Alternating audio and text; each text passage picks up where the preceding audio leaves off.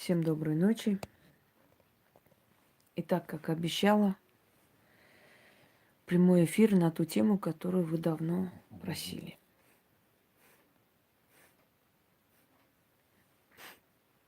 У меня обострился невроз, поэтому я заранее извиняюсь за шмыганье. Это не от меня зависит. У кого был невроз или есть, те знают, что это физиология. Оно проходит, когда человек много отдыхает. Но поскольку я очень напряженно работаю, сами понимаете, это тянется. Перед вами лев. Бога многие тысячелетия изображали в виде огненного льва.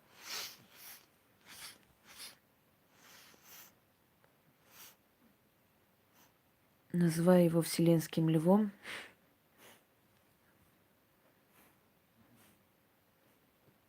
даже один из имен Бога есть Великий Лев или Вечный Лев. Итак, дорогие друзья, многие люди задают себе вопрос.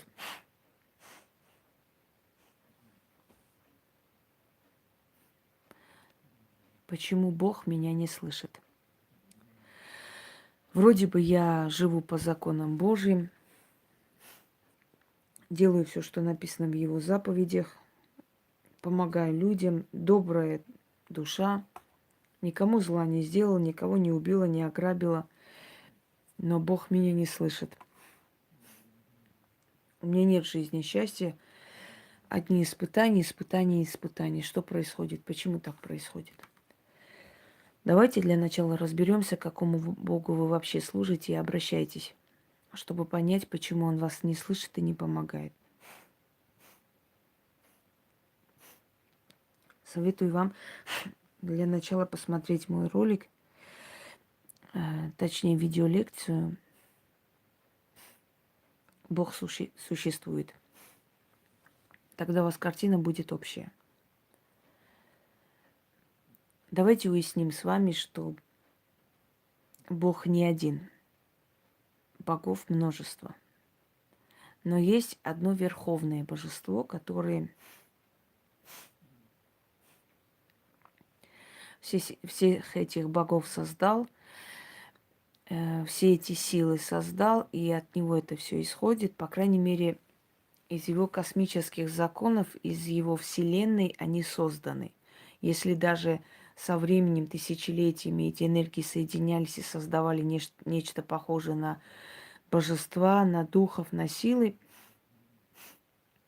это все создано из изначального механизма, который он запустил.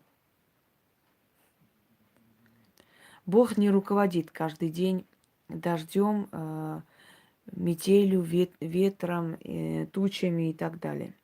Он просто создал определенную систему орошения земли, определенную систему поднятия с пустынь песка.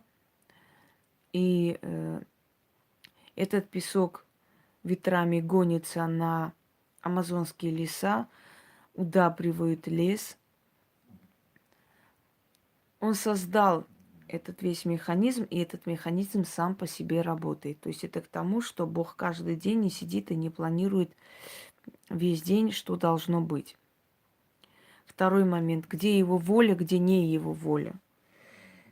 Когда человек попадает в аварию, мы говорим там, ну не мы, но глупые люди говорят, но воля Божья, вот Бог захотел, Господь так распределился, что поделаешь, все по воле Господа и так далее. Не думаю, что Господь сидит и планирует каждый день, что там сегодня Петя попадет в аварию, сегодня там Ивану Петровичу отсекут голову, сегодня эту женщину повесит, сегодня эту женщину изнасилуют, сегодня вот этого младенца пьяный отец выкинет в окно. То есть вот Господь захотел, все по его воле и случается. Начнем с того, что воля Бога, она всегда идет к добру. Воля Бога – это созидательность, это добро, это любовь. Но почему случается зло на земле? Почему Бог молчит? Почему Бог допускает больных детей? Почему Бог допускает коллег? Почему Бог допускает, чтобы кошек, собак калечили, чтобы они на улицах помирали? Почему Бог допускает, чтобы бесчестные люди процветали? И постоянно есть вопросы к Богу, есть претензии к Нему насчет того, почему ты все это допускаешь, почему ты молча э, смотришь на это все, почему ты видишь видишь притеснение невинного человека, почему ты допускаешь геноциды, почему ты допускаешь болезни, почему ты допускаешь зло на земле и так далее, и так далее. У нас у всех есть претензии к нему, и очень много.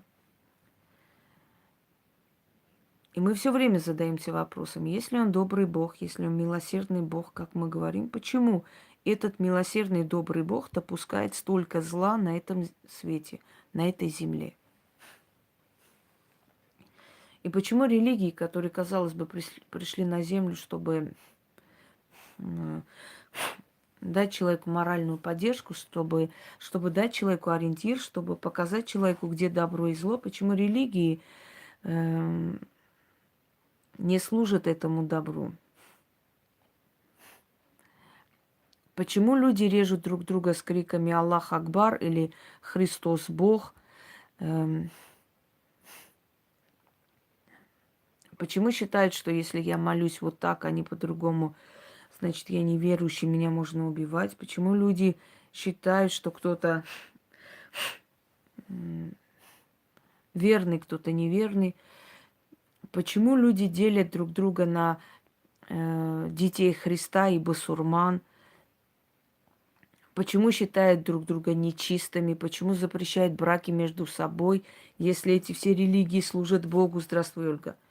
Если эти все верования идут к Богу, к Господу, к милосердию, к моральным принципам, к истокам, к человечности, почему так происходит, что созданный Богом религии, созданный Богом мир вот такой злой, и почему люди так делят друг друга на верующих, неверующих, диктуют друг другу правила жизни и прочее, прочее. Почему Бог одобряет отсечение голов, почему Бог одобряет забивание камнями, почему Бог спокойно смотрел, как его сына распяли и так далее. В общем, у нас к Богу миллион претензий. Каждый из нас считает, что он несправедлив по отношению к нашей судьбе. Каждый из нас считает, что он несправедлив по отношению к добрым людям, к честным людям. Каждый из нас глубоко в душе думал, а вот неверующим и бессовестным живется намного лучше и легче, чем верующим людям. Каждый из нас понимал, что рано или поздно в храме или в мечети никто тебя не слышит, и там одна сплошная коммерция. Каждый из нас приходил к этому выводу.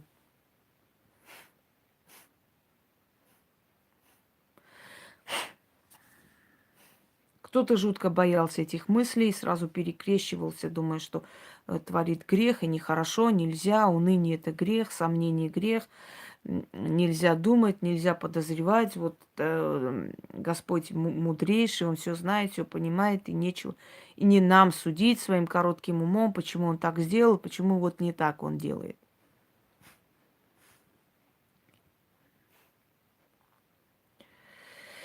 Итак, давайте перейдем к тому, какому Богу поклоняются религии. И все станет на свои места тут же. В древней архаической легенде армян сказано: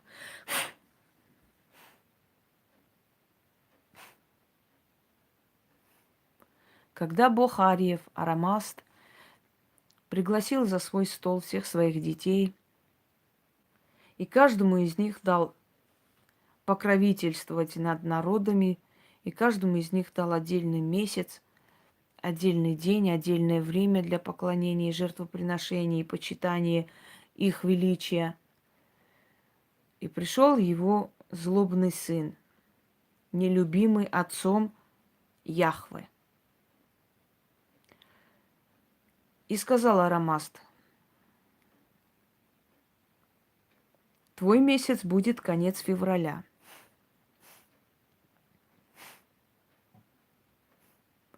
И поклоняться тебе люди будут через год. То есть через каждый год. Поскольку месяц февраль заканчивается то 28 числом, то 29 числом, неполный месяц. Одни поклонения твоего приходят на конец месяца. Один месяц будут, то есть один год будут поклоняться, второй год не будут поклоняться. И вот так вот отдал он этот месяц своему нелюбимому сыну Яхве. А не любил он его за злобный характер, за бесчестность, за лживую душу. И тогда Яхве встал и сказал ему: я знаю, отец, что ты меня не любишь. И ты никогда не любил, ты всегда относился ко мне презрительно. Ты даже дал самый свирепый месяц, полный бурь. Месяц, в который люди не то что не придут ко мне на поклон, они из дома своего не выходят. И сделал ты это нарочно, чтобы меня задеть, обидеть и унизить. Но я даю тебе слово. Я отверну от тебя человечество и заставлю поклоняться себе.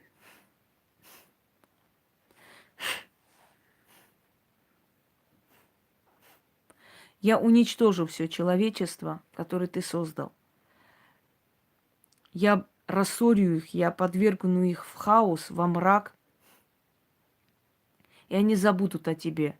Они будут мучиться и поклоняться мучению, которое я им дам.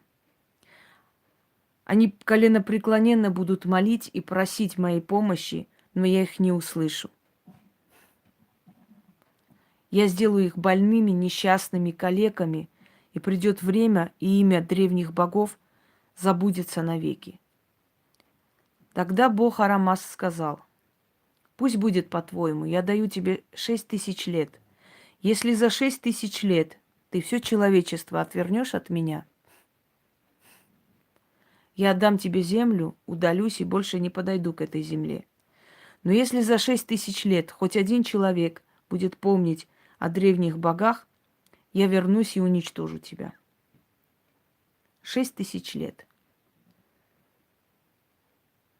отдано Богу Яхве для того, чтобы отвернуть все человечество от древних богов. Именно потому по его приказу сжигали всех, кого подозревали в колдовстве, ибо магия есть древняя религия, напоминающая о древних богах. Наука, данная древними богами, наука спасения, знания, тайные знания. Именно потому новые религии преследуют колдовство и ведьм. Именно потому ведьмам не сладко живется на этой земле, потому что здесь они напоминают всем своим нутром, всем своим служением о древних богах. А Яхве взял на себя ответственность, что отвернет весь мир.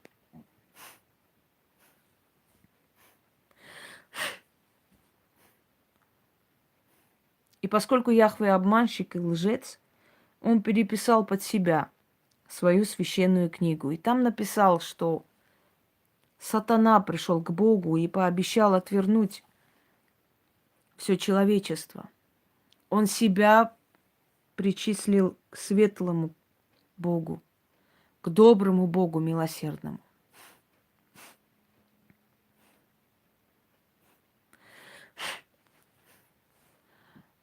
Но вся его натура лживая и жестокая выглядывает иногда из летописи его священных книг, которые он оставил человечеству. И в этих священных книгах очень много страшного. Во-первых, он запретил поклоняться иным богам, сказав, что он ревнив, да не будет у тебя кумира, кроме меня. Он запретил колдовство под страхом смерти, потому что колдовство и магия – напоминание о древних богах, которые существуют. Он запретил все, что необходимо человеку. Он запретил человеку любить. Он запретил человеку любить еду. Он запретил человеку плотские наслаждения. Он запретил человеку изучать науки. Он запретил человеку любить того, кого он хотел бы любить, и принудил его быть в браке с нелюбимым человеком, говоря, что это грех. Он придумал понятие грех для того, чтобы человека покорить, поработить.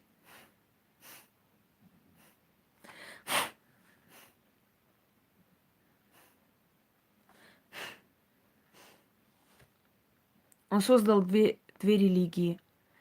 Одна религия говорит «убей неверного», вторая религия говорит «подчинись, и на том свете будет тебе рай». Он полностью выполнил то обещание, которое дал своему отцу Арамазду.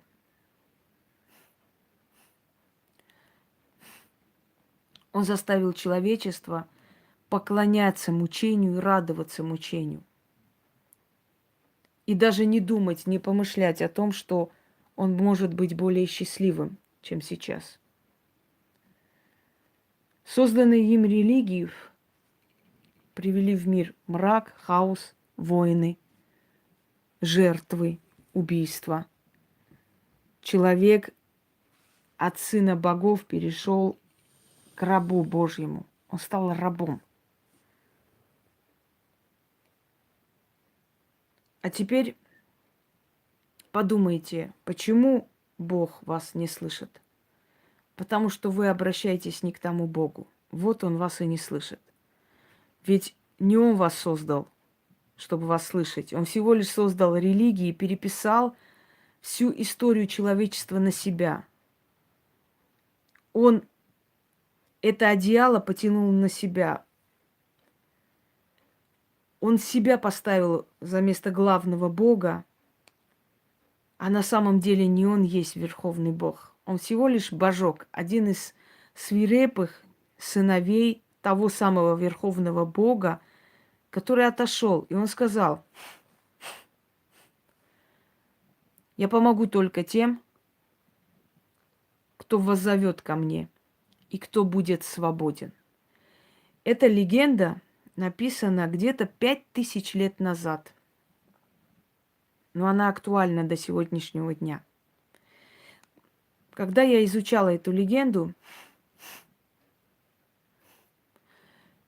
когда я прочитала эти строки, дорогие друзья, я поразилась. Меня как будто обдали кипятком. И передо мной все открылось. Я прочитала эту легенду в летописях о земле Араратской, когда мне было где-то 21 год. И все в моей голове стало на свои места. Я поняла, почему человечество несчастно. Почему человечество любит боль, страдания. Почему человечество предпочитает страдать, но не искать правду. Я поняла, почему люди начали возвращаться к истокам. Я поняла, почему христианство и ислам не дают людям удовлетворения внутреннего. Я поняла, почему религии так строго и страшно запрещают магию. Я помню, когда мой двоюродный брат в детстве, какая-то у нас соседская бабушка говорила, мол, вот, дети, колдовать, магия, это все грех, это нехорошо. Иисус Христос запрещал. И тогда мой брат Самвел сказал: эх ты, какой он хитрый был. Сам научился у йогов ходить по воде, а людям запретил идти и у колдунов, и у йогов узнать эту технику ходьбы по воде. И я до сих пор помню, когда бабка это перекрестилась, аж посинела, вся позеленела. Господи помилуй, что ты говоришь, нельзя, это грех. И убежала. И мне врезалось в память его слова. Какой он шустрый, сам-то научился у йогов ходить по воде, а людям запретил ходить к ведьмам, к магам, колдунам, чтобы те не поняли, как это ходить по воде возможно. Или создать иллюзии, что ты ходишь по воде. Иллюзии морок. Слышали? Начитать что-то, и перед глазами людей покажется, что ты, например, ходишь по воде, или что ты черная кошка, или собака. Это называется морок. Эту технику знали колдуны испокон веков. Незаметно проскочить мимо врагов, начитать. Им покажется, ты покажешься каким-то животным. Так он где-то этому научился, мне осталось в памяти, а другим запретил идти туда учиться. Вот и запретил он колдовство. Но от того ли Бога пришел Христос? А вы знаете, что Библия Марии Магдалены или Библия гностиков еще есть? Там сказано о многих богах. Как создавалась Библия? Римский император Константин собрал синод, и говорят, что они 3 дня подряд, не выходя, сидели и обсуждали. Что-то принимали, что-то записывали, в итоге приняли Библию. Почему власти приняли Библию и Коран? Почему эти 2 религии очень выгодны властям, вообще светским властям? А вы прочитайте, что там сказано. Царь избранник Господа. Кесареву кесаря отдай. Оно призывает к абсолютному подчинению. Кто такой был султан? Тень Аллаха на земле. Эти религии призывают к подчинению людей. Дорогие друзья, поэтому, именно по этой причине эти религии прижились. Если язычник был свободный, сейчас человек тиснутый в рамки. Если язычник мог свергнуть царей, сейчас он говорит, кесареву отдай. Да, не выходи против царя, не говори ничего, подчинись, ведь он избранник Господа. Вот что говорит. Когда Армению покоряли инородные племена, они никогда не трогали церковь. Никогда. Знаете почему? Потому что церковь приводила к подчинению народа.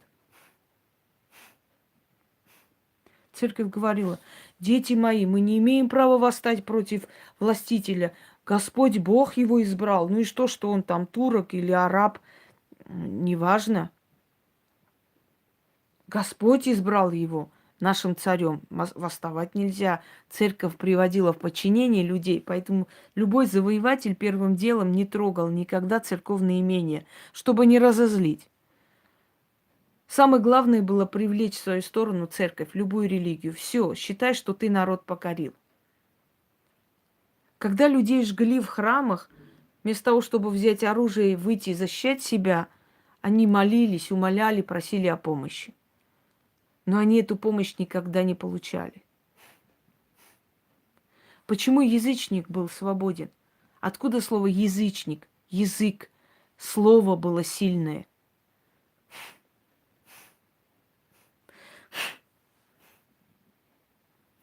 Когда христианские миссионеры проповедовали, они видели, как многобожники что-то шепчут, и тут же им становилось плохо.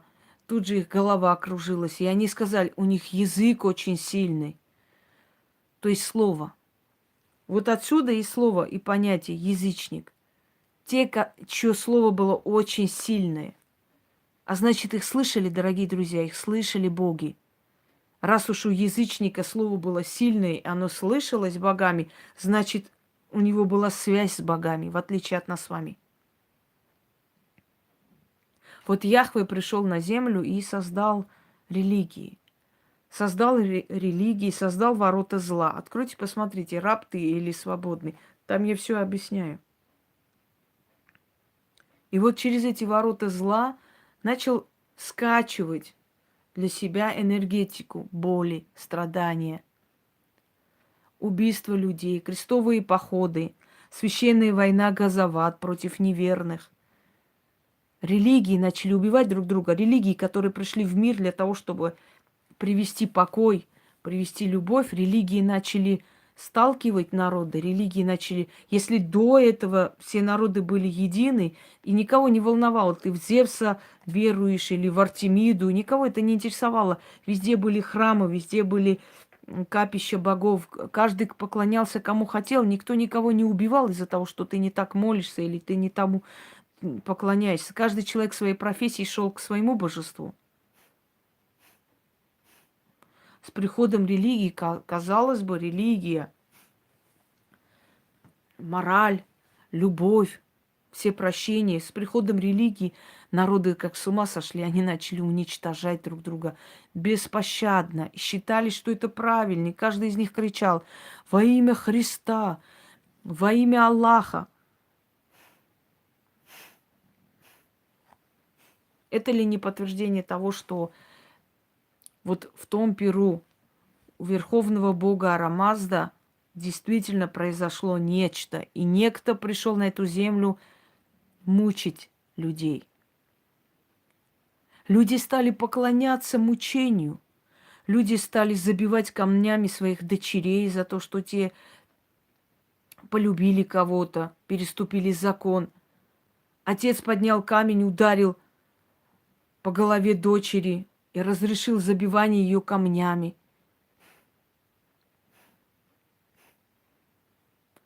Узаконилось убийство человека, который не захотел во что-то верить или перешел с одной веры на другое. Узаконено убийство, как убивали мусульмане. Тех, кто переходил в христианство, так убивали христиане. Тех, кто переходил в ислам и не принимали их. Человек ожидал счастья, он счастья не получил. А религия не дала человеку счастья, она принесла только мучение, обещав рай и счастье, и хорошее только там, на том свете. Кто убьет мусульман, тот унаследует рай, и будут его встречать святой Павел и Петр, так говорили крестоносцы, как перед походом их на восток. Кто убьет неверного, о правоверный, унаследует рай и гурии в раю, и будут они встречать тебя радостно, и будешь ты там наслаждаться их любовью, ибо ты выполнил поручение Аллаха. Так говорили, когда отправляли на священную войну Газават против христиан. Где она, милосердная религия? Где? Ее нет. Именно поэтому, когда вы говорите: Бог меня не слышит, разберитесь сначала, к какому Богу вы обращаетесь. Свирепому лживому Богу Яхве. Он не любит человечество, поэтому он вас не слышит. Что есть в церквах, что есть в мечетях? Коммерция. Купи-продай. С принятием христианства люди начали поклоняться предмету мучения кресту. Люди начали забивать камнями, люди начали сжигать ученых, люди начали сжигать умных людей, разумных. Люди начали уничтожать красивых женщин, обвиняя в колдовстве. Люди начали уничтожать повивальных бабок, знахарей, врачей, ученых. Сжигать страшным образом, убивать, уничтожать все истоки, уничтожать все веды, уничтожать все древние знания, все древние оставленные тексты, все.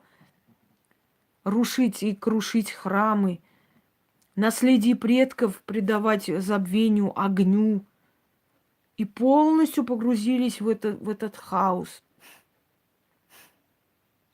Люди начали возить расчлененные тела, целовать их, сушеные руки, сушеные головы, называя их святыми мощами, прося у них о помощи.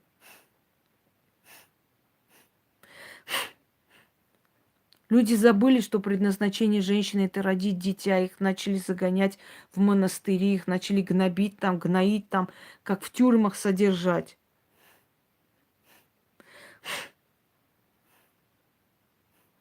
Мужчины избавлялись от своих опостылых жен, отправляя их в монастыри.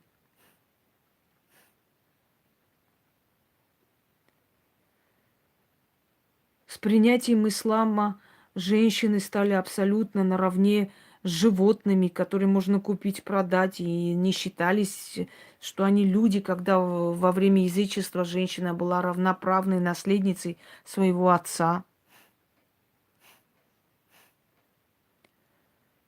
Любое вольнодумство очень страшно каралось.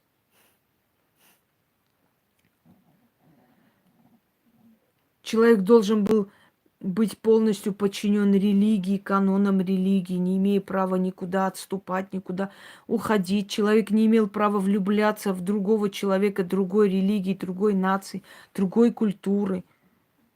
Женщина должна была ходить окутанная, закрытая, не имея никаких прав. Мужчина был быть обрезан, и неважно, нужно было это ему или нет. И все это оправдывалось, и все это логически якобы объяснялось во всех религиях.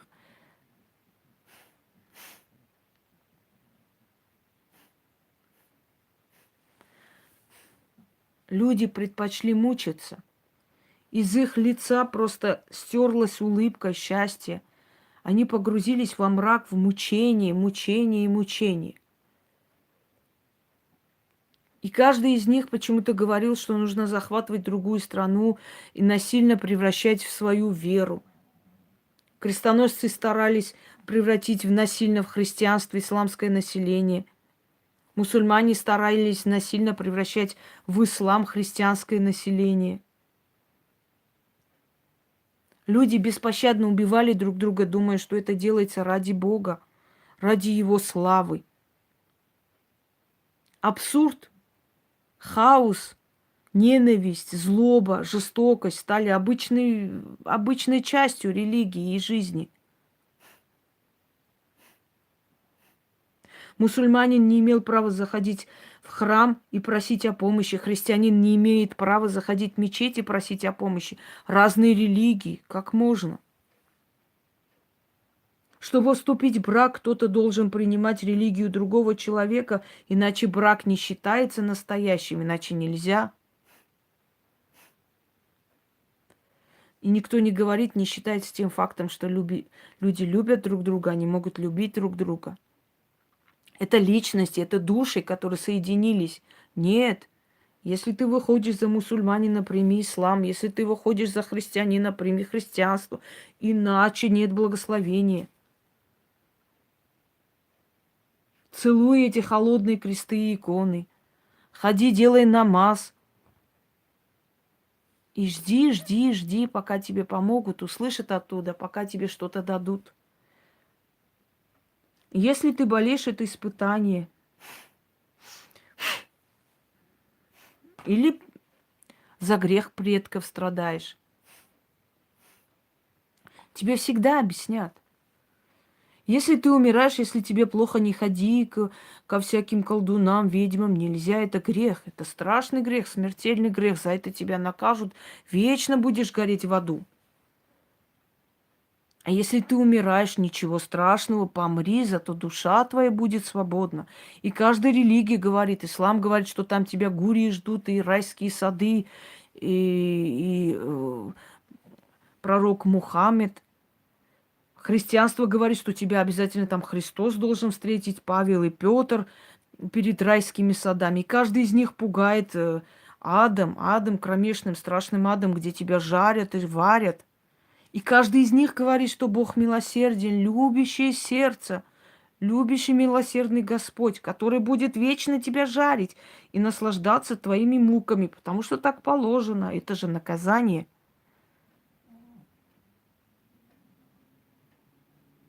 И где он, милосердный Бог? Куда он пропал? Куда он делся? Милосердный Бог, который женщине говорит, ты не человек, подчинить мужу своему, иного выбора нет, так положено, так надо. Милосердный Бог, который не учитывает, что муж может быть дураком, агрессором, ублюдком, тварью. Нет, все равно подчинись, так положено. Мучайся.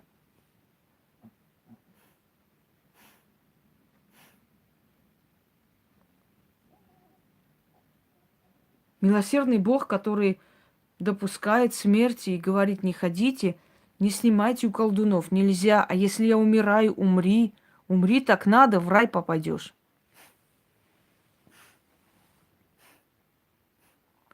Тысячи наказаний, тысячи порицаний. Мы все грешные, мы все ничтожества, мы все несчастные, мы все плохие. Прости нас, Господи, за грехи, прости, умоляю, прости, вечное прости, умоляю, прошу, пожалуйста, униженная раба, ничтожество, прах у ног твоих, только прости. Абсолютное принижение, уничтожение человеческой личности. Ты никто, ты грешен. Ты будешь гореть в аду за все, за все. Любить нельзя. Наслаждаться нельзя. Краситься нельзя. Красиво одеваться нескромно. Рожай детей, рожай. Даже не вздумай там применять контрацептив, потому что нельзя, грех. Сколько дают, столько надо рожать. А если это тебе опасно, а если ты умрешь, умри. А если дети останутся сиротами, ничего страшного, Господь Бог поможет. Нет логики, нет разума, нет ничего. И ведь самое страшное, что люди обожают эти мучения. Люди обожают мучиться во имя Христа, люди обожают мучиться во имя ислама. Они обожают эти мучения. И они даже не рассматривают какой-то другой вариант нормальной человеческой жизни, что я могу любить, я могу быть счастлива, я хочу за этого человека замуж, и мне все равно, какой он нации, религии, но не хочу я за свою религию, я не хочу вот это, я хочу вот так. Нет, ты не должен хотеть, ты не вправе, ты в аду будешь гореть. Дорогие друзья, если вы обращаетесь к тому Богу, который не любит человечество, не ждите от него милосердия и любви. И не удивляйтесь, что он вас не слышит, потому что не он есть Верховный Бог. А теперь пойдем далее. Каждая религия предполагает посвящение либо крещение. В исламе человеку дают имя, посвящают, отдают в религию. Если это девочка, если это мальчик, обязательно проходит обрезание. То есть, как бы сказать, клеймление. Вот как клеймо ставят, да, на животное, чтобы хозяин не потерял. Вот точно так же клеймо ставят на мужчину, чтобы хозяин этого мужчины узнал своего. На нем ставят как бы клеймо, свой знак товарный. Обрезание. Точно такое же клеймление проходят и христиане. Отрезают от рода и отдают чужим людям. Крестный отец и крестная мать. И самое интересное, что придумали абсурдные оправдания крещения. Ангела-хранителя дает Господь, когда человек крещенный. Если он не крещенный, он не человек. Все, пусть помирает, сдохнет, он никому не нужен. Он не дитя Божие. Только когда он крещенный, только тогда он имеет право на спасение. А так он вообще не имеет ни на что права. Так вот, отрезают его от рода, закрывают его видение, подключают к силе, к эгрегору церкви, и всю жизнь этот человек будет ходить в церковь, носить все, что у него есть, а вот это искусственно созданный эгрегор, созданный на коммерции, на крови, на деньгах, будет у него забирать, выжимать его по полной программе и подавливать его счастливое состояние. Отрезают твоего ребенка от рода, отдают чужим людям. Они будут его родители, ты никто. Никогда никто не спрашивал, почему так делается. А это такой ритуал, можно сказать, ритуал магии. Отдавание чужим людям. Потом человек удивляется, почему мои дети обо мне не заботятся, почему Почему между нами нет взаимопонимания? Почему мои дети не помнят свой род? Почему они не заинтересованы в том, какой они нации, какой культуре принадлежат? Почему они так холодно относятся к своей родовой памяти? Почему они не считают нужным, скажем, копаться в истоках? Потому что отрезали его от рода, отдали чужеродному богу и чужим людям, как родителям. То есть магическим обрядом, ритуалом оторвали у тебя твое дитя и отрезали между вами связь. Все. Силы рода и духи рода ему помогать не будут. А теперь я извиняюсь, принесу зарядку, поставлю, иначе мне не хватит.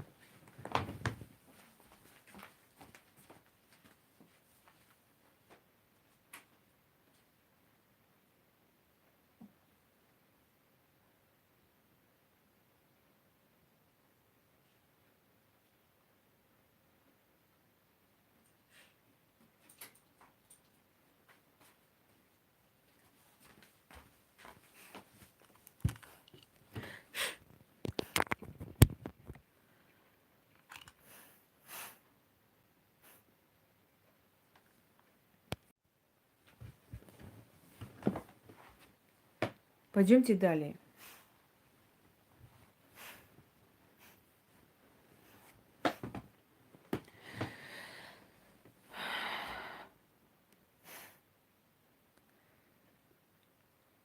Дорогие друзья, Верховный Бог создал богов. И каждому своему дитя, дочери или сыну он дал сферу человеческой деятельности. Кому-то сказал, будешь заниматься любовными делами. Кому-то сказал, будешь помогать человеку в его денежных делах. Кому-то сказал, здоровье человеку будешь давать, здоровьем человека будешь заниматься. Кому-то сказал, ты будешь одолевать его врагов. Каждому из них дал определенную сферу деятельности. По каждому вопросу, по каждой просьбе человек обращается к тому божеству, к той силе, которая за это отвечает. Кроме всего прочего, Верховный Бог заселил по всему миру духов, силы, духи воды, духи земли, духи лесов, духи верховных сфер, которые будут следить, которые будут исполнять просьбу богов. Есть Бог, есть его дети, боги, силы, которые подчинены богам, духи, которые подчинены силам, души людей, души других созданий. Духи – это энергии, разумные энергии, сущности, энергии более низкого астрала. И это все подчиняется его верховной воле.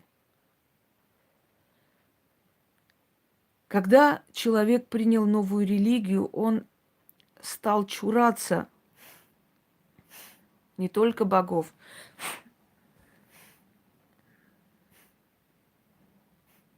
но и тех сил, которые боги дали ему. Он стал освещать свои помещения, гнать домовых. Он стал гнать духов, которые следили за его двором, дворовые называется. Он стал изображать их в страшном виде, он стал чураться, он стал читать молитвы, проклятия против них, отрывая ребенка и передавая абсолютно чужому Богу, отрывая от рода, от родовой памяти, от родовой силы, от родового сохрана.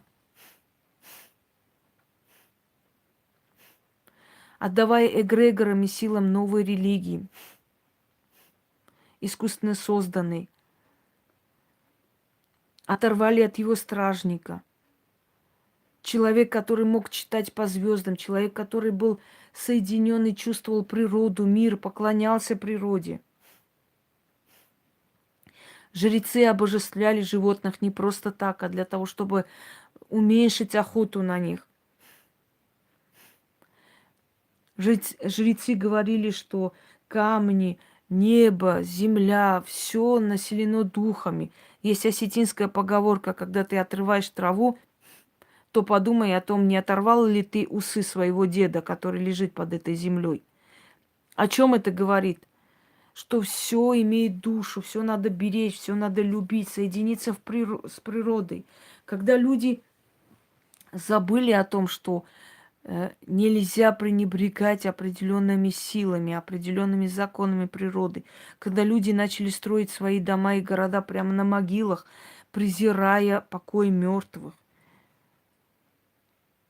Когда люди начали носить крест на своей шее как знак мучения.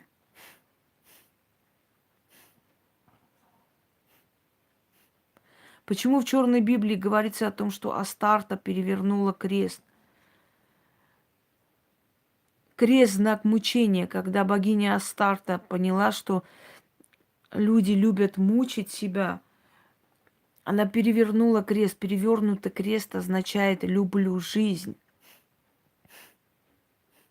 и отрицаю мучение. Если бы Иисуса Христа утопили, мы бы, наверное, на шее носили аквариумы, правда?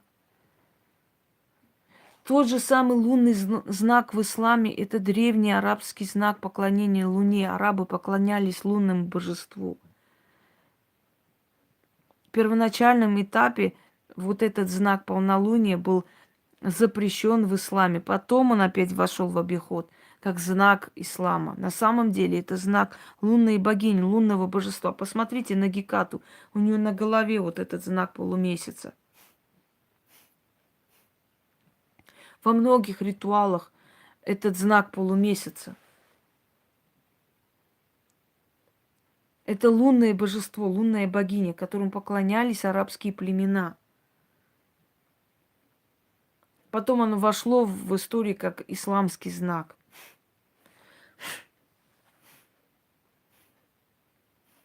Волк, который изображен на гербах многих исламских народов.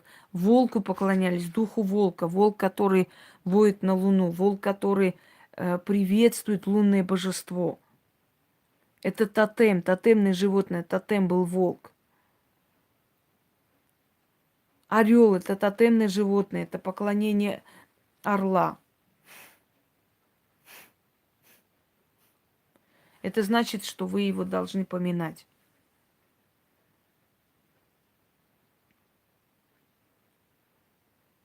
У нас пропало уважение к природе, дорогие друзья. Мы забыли, что мы должны делать добро, только это добро возвращается, идет как энергия к богам и возвращается. Откройте плату за успех, добро или зло. Я вам рассказываю там по полочкам. Боги дают счастье человеку. Это энергия счастья, удачи, радости. Поднимается. Ничего страшного, все нормально. Поднимается к богам, как энергия. И они еще больше дают, потому что этой энергией счастья мы питаем богов. Мы питаем вот эти эгрегоры, эти силы. Вы говорите, что Бог вас не слышит. Дорогие друзья, но вы задайте себе вопрос, о каком Боге идет речь. Если вы говорите о том, что вас не слышит Яхве, создавший религии, он не будет вас слышать, потому что он не пришел для того, чтобы вас слышать. Он пришел, чтобы вас мучить. Мучить, уничтожить, убрать эту память, загнобить, затравить, шугануть, напугать и превратить вас в рабов, чтобы вы даже не думали о том, что есть древние боги. Все, что касается древних богов, все, что касается древних религий, все считается сатанизмом. И шуганутый, отупевший народ так и орет. Сатанизм, все сатанизм.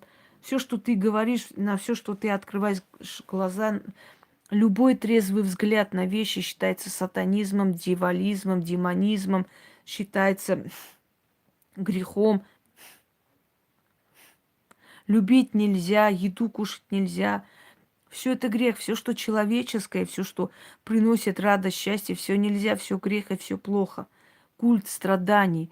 И самое страшное, что человек добровольно идет на это страдание. Одно и то же это.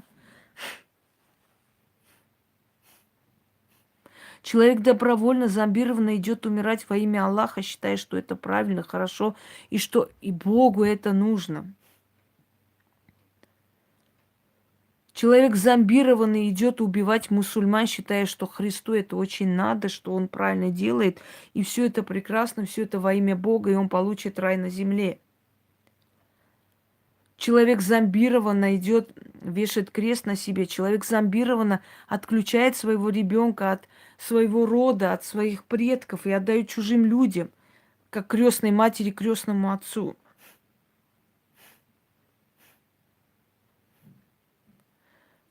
Человек с великой радостью носит платки, закрывая всю свою красоту, надевая как в мешке, себя хоронит живем просто, лишая себя всех радостей жизни, лишая себя всех удовольствий, которые возможно, считая, что Богу это нужно, что Бог как раз радуется твоему мучению.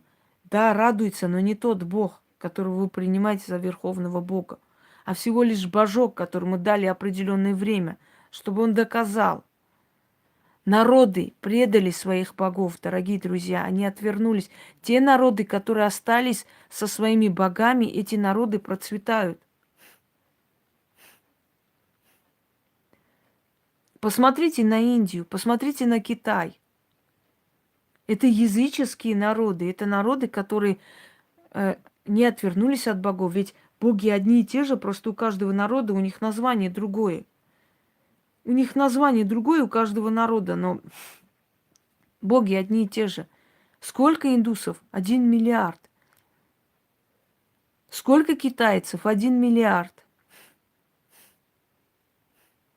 Что у нас происходит? Алкоголизм, наркомания, всякие неразборчивые связи, больные дети. Когда в языческое время такую женщину выводили на площадь, били камнями и убивали, в наше время, говорят, не по-христиански даже стерилизовать. Нельзя, надо, чтобы рожали.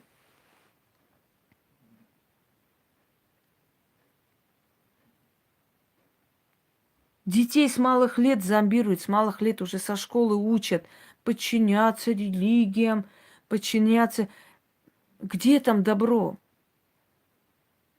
Ночью приходите в мечеть или в храм, скажите, мне идти некуда, помогите, пожалуйста, я умираю. Вас никто не примет, никто двери не откроет.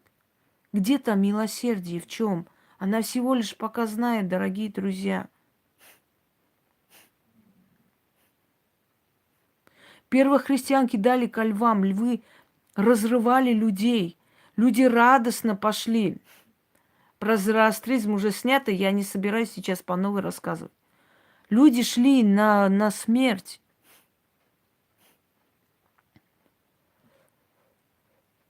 Где он, Бог? Он не услышал, он спокойно допустил. Он спокойно допустил, чтобы людей разрывали львы. Чего ему стоило с небес там какой-нибудь дождь лить?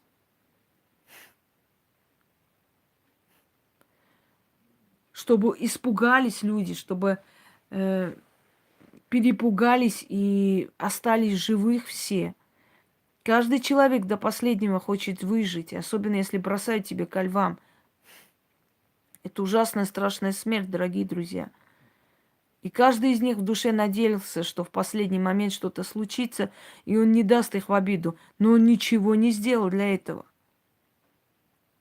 Но все были радостны, все были счастливы идти умереть за того Бога, который так спокойно и безучастно смотрел на их смерть. Еще раз вам говорю, садитесь, помолитесь, попросите, чтобы грыжа исчезла. До утра молитесь, она не исчезнет. А если я заговор прочитаю, она исчезнет. И иконы, которые вам помогают из рода в род, висят у вас дома, это не Может быть, Виген, но на это нужно время.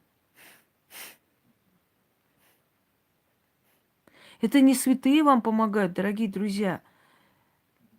Это помогает сила рода, которой пропитана эта икона. Даже если бы это был спичечный коробок, переданный вашими прадедами, он бы тоже вам помог, потому что она пропитана просто этой энергией вашего рода. Вот и все, дело не в иконе. Просто любая старинная древняя вещь, она полна энергии, она может помочь. Когда человек идет в церковь, он выходит оттуда подавленный. Везде великомученики, везде говорится, что надо страдать, что Господь принимает страдающие души. Будьте унижены, будьте принижены, радуйтесь, что вас унижают, издеваются, радуйтесь, что вы померли во имя Бога, во имя религии. Он выходит подавленный, там приходят только калеки, старые бабки со злыми глазами, с ненавистным взглядом. Все несчастные, бедные, любой верующий человек несчастен. Любой глубоко верующий человек очень несчастен в жизни, он ничего не добивается. Любой, кто говорит о вере, но не живет по этим законам, поднимается в жизни. Сами батюшки не живут по законам этим. Именно поэтому они богатеют, потому что они по этим законам не живут.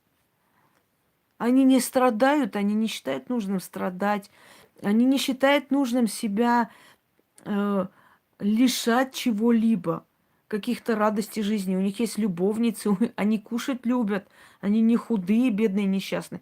Они не лишают себя праздника жизни. Поэтому эта сила над ними не властна. Это проповедь нищеты, это проповедь несчастья, дорогие друзья. Это проповедь несчастья, это проповедь лишения себя всего, страха, шуганутости, вечные проповеди про ад, про вечные мучения, про сатану, про сатанизм, про то, как бесы путают людей и так далее. Ничего веселого, радостного, ничего светлого, счастливого вы там не слышали. На каждом шагу грех, на каждом шагу испытаний, на каждом шагу нужно кланяться, на каждом шагу мы грешные, несчастные, прости нас, Господи, прости, умоляем, просим и так далее. Не Бог допустил на земле эти несчастья. Аж сам человек допустил, дорогие друзья. Сам человек допустил, отвернувшись от богов и добровольно отдавая себя в рабство, мучений. Он сам это допустил. Он из поколения в поколение забыл про все духи, силы, которые приходят ему помогать. Он начал их гнать, он начал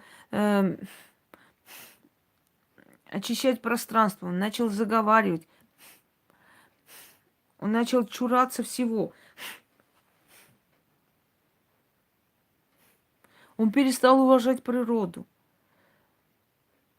Он перестал уважать духи предков, он перестал звать их, он перестал просить богов, он перестал славить богов, он перестал жертвовать богам. Поэтому этот мир превратился в такую помойку. Поэтому люди из поколения в поколение рождаются больные, искалеченные, калеки. Я не говорю, что в языческое время все было прекрасно и хорошо, но в языческое время было очень-очень мало того, что сейчас происходит. В языческое время человек был счастлив. Он подчинялся только закону, переступал закон, платил либо дань, либо платил своей жизнью.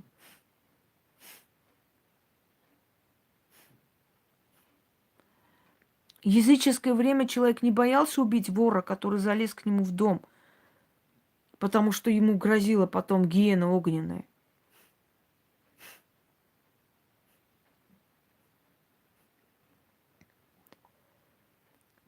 Языческое время тебя не спрашивает, какой ты религии, какому богу поклоняешься. Если ты любил женщину, ты брал ее замуж. В языческое время купец поклонялся Гермесу, человек, который занимался земледельчеством поклонялся Деметрии.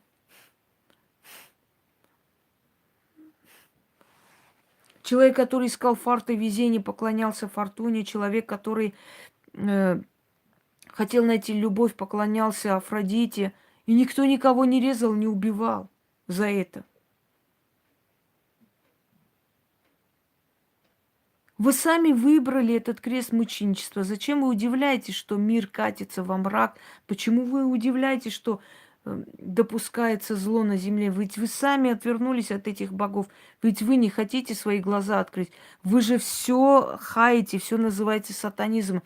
Даже мои работы, которые я дарю людям, которые вас вытаскивает с того света, меняет вашу жизнь, многие начинают шугануто называть, а мне за это ничего не будет, а я вот боюсь, а мне наказания не будет. Ходят, начинают во всяких форумах, всяких пустышек спрашивать, вот у Хосроева там ритуалы на удачу, мне плохо не будет, если я сделаю.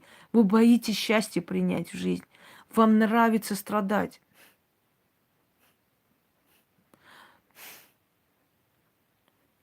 Потому что страдания, они ни к чему не призывают. Ответа нет, понимаете? Если ты покупаешь дом, ты должен платить за этот дом налог, ты должен следить, ты должен крышу ремонтировать, ты должен стены отбелить, ты должен все время что-то обновлять. Дом – это ответственность. А человек, который не хочет работать, он и не хочет, он даже получит наследство, этот дом, просрет со временем, и от этого дома ничего не останется. Потому что он не хочет нести ответственность. Ему легче быть бедным, несчастным, жить у своих соседей или у друзей, но зато не нести ответственность. То же самое с религией. Если вы обращаетесь к богам, получаете помощь, вы должны нести за это ответственность, а вы не хотите.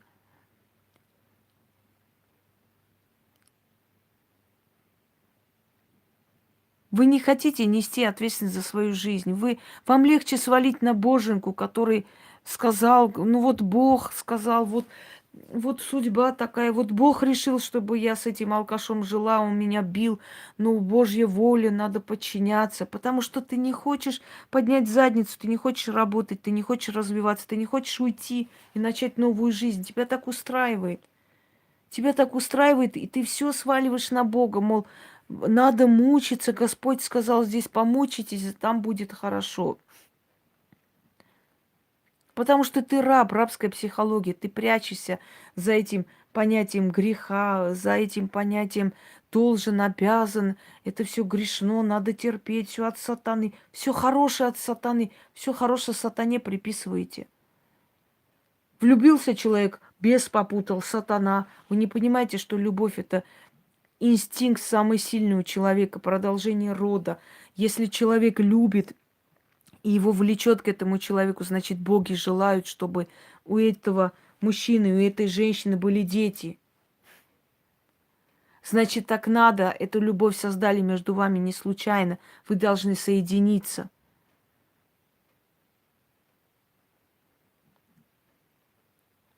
Но человеку говорят, это грех. Тем более не твоей религии.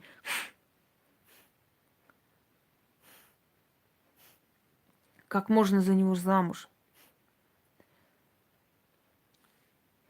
Ребенок умирает, не обращайся к ведьме. Нельзя. Мне даже пишут внизу, бедные люди спасают свою жизнь, но губят душу за счет души.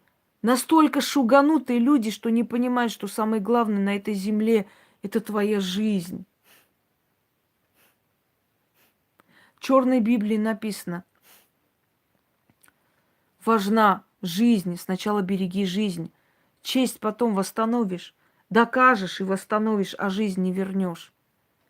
А здесь говорит, если вы идете спасать свою жизнь, это грешно, это нехорошо. Вы потом будете гореть в аду. Человек хочет жить.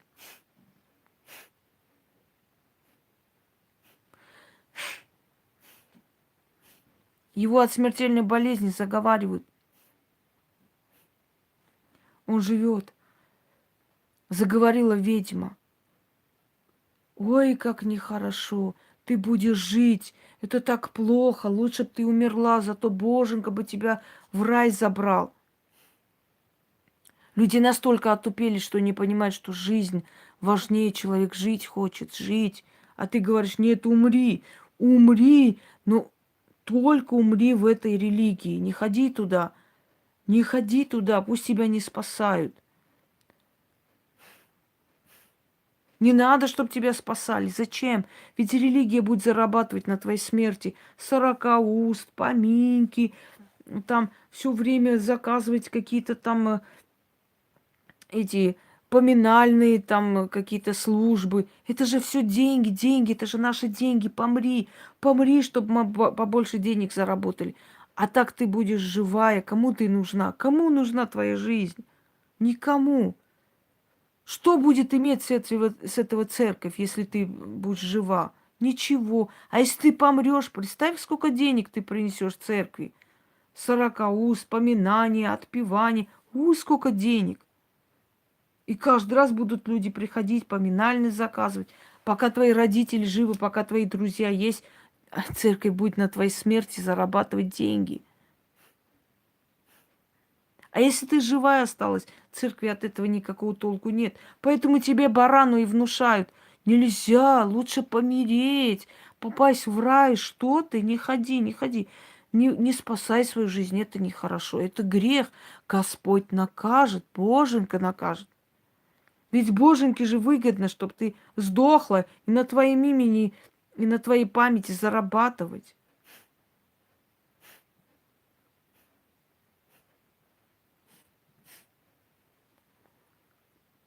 Вот и все, дорогие люди. О чем тут говорить? И не спрашивайте меня ритуала раскрещивания. Ритуала раскрещивания есть в моей книге «Белого кота», книга «Белого кота», и в группе ВКонтакте. Я не выставляю, потому что я считаю, что есть вещи, которые человек должен быть готов. Не толкнуть его к этому. Вот, посмотрите, общий доступ, откройте, делайте. Нет. Он должен обдуманно идти на этот шаг. Если он хочет, он найдет. Для чего нужно раскрещивание? Отсечь себя, чтобы этот эгрегор у тебя не забирал энергию. Себя отсечь от нее, чтобы он энергию твою не сжирал, не забирал, а он забирает. Потому что тебя же крестили, тебя же посвятили, тебя же подключили к ней. И она всю жизнь будет у тебя забирать. Всю жизнь ты будешь подавленной. А когда ты обрубаешь это все, ты готова. К тебе возвращается сила предков, к тебе возвращается сила древних богов, к тебе возвращается благословение Верховного Бога и его детей. И тогда твоя жизнь меняется. Пока ты посвящена другой религии, даже делая мои ритуалы, ты будешь получать результат. Всегда. Но не так сильно, как тот, который отсек себя. Отсек от вампиризирующей силы. Понимаете? Отсек себя, освободил и вернул себе силу рода. И вернул себе защиту рода. И вернул себе благословение рода и древних богов. Все, он свободен. Теперь над ним власти нет. Теперь над ним и порчи не возьмут. Во многих случаях после раскрещивания на людей нету. Уже невозможно на них порчу навести. Потому что они не принадлежат никакой силе. Ты никак их не поймаешь. Ты нигде не подключишься к его энергии, чтобы высосать его, чтобы ему что-то навести. Он обрубил себя, и он под защитой древних богов, понимаете? Он под защитой своего рода, он под защитой духохранителя. Все, это очень мощная сила. Это очень мощная защита, поэтому внутри него уже развивается его энергия уже внутри развивается, притягивает силы, притягивает деньги, возможности, и он под защитой древних богов. А кто под защитой древних сил, ему другие силы ничего не сделают. Дорогие друзья, в магии лучше всего получается с христианским эгрегором порчи. Отпеть человека, с крестом там провести ритуал порчи. Порчи получается лучше всего. О чем это говорит? Это говорит, что это злая энергия. Поэтому зло лучше получается. А все остальное, которое вам показывают, это просто люди невежественные, это люди необразованные, это люди, которые очень далеки от магии. Они просто хотят вам понравиться. Э, Правильнее будет сказать, они хотят понравиться тупому стаду, привлечь к себе внимание. Святыми апостолами, этими иконами очищаем, животворящим крестом очищаем. Это для того, чтобы понравиться стаду, поскольку они сами принадлежат этому стаду. И у них другое понятие-то и нету. Вот там она вот сатанистка, она вот язычница, она с богами языческими. А я-то к Иисусу Христу, я-то к Богородице обращаюсь. Я-то там, значит, такая-то. Нету, настоящей ведьмы на шее никогда не будет висеть крест. У меня никогда крест не висел. Правда, идиоты сфотографировали мое фото, выставили, мол, крест. Это Лилит, это богиня Лилит. Откройте, посмотрите, это маленькая подвеска богини Лилит крылатой. Издалека, может, он где-то крест напоминает. Креста никогда не носила в жизни. Настоящая ведьма – это посланница древних сил. Настоящая ведьма – это посланница древних богов. Она носитель их знаний, их науки, их учений. Настоящая ведьма не принадлежит к эгрегорам, ни христианскому, ни мусульманскому. Она не принадлежит им.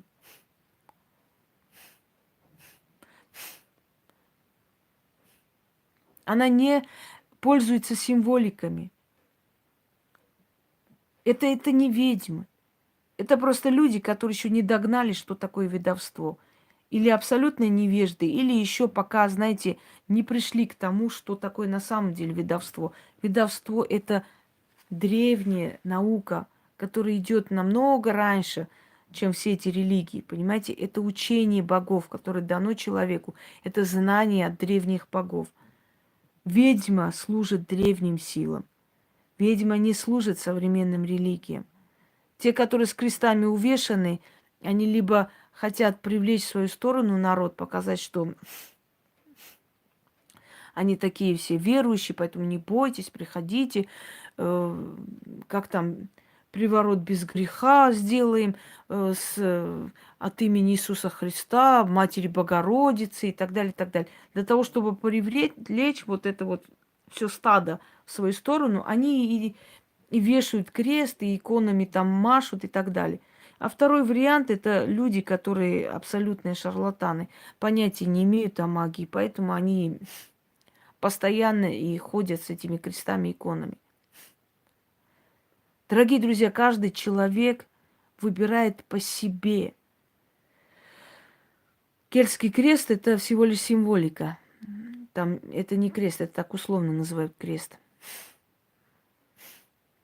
Символ вечности. Тот же самый. Все, напомните. Ну, что это такое все? Свастика.